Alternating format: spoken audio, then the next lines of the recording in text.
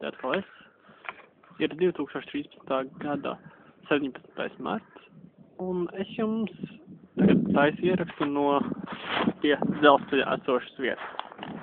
Tas tepatās ir arī tāds nostūrīts. Man patīk tādās klusākās vietās, kur neviens nav, kad var taisīt. Jo, kā jau zināt, bišķīt antisociāls un nepatīk, kad es kaut ko šādu daru. Citiem cilvēkiem redzot. Tā, šodien izdarītais. Nē, ko es šodien darīju, jā.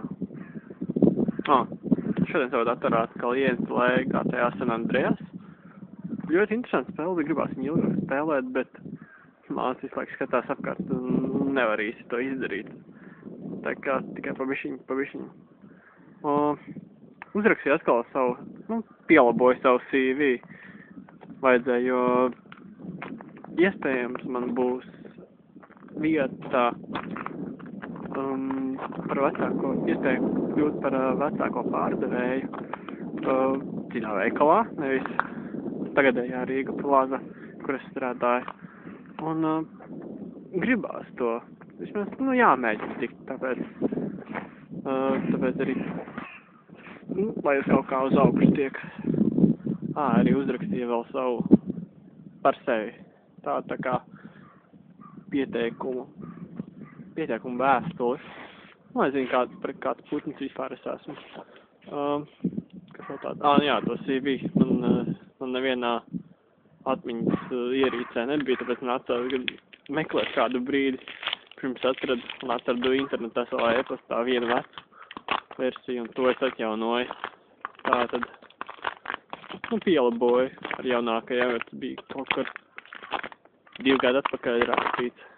Un, jā, neko īpaši daudz tur nepierakstīju, bet, kaut kas jau vismaz ir. Tas tāds vēl. Ir vēl projām augsts. Bet jau augsts. Nezinu, ne tik augstu nevarētu pacelt, bet, tā.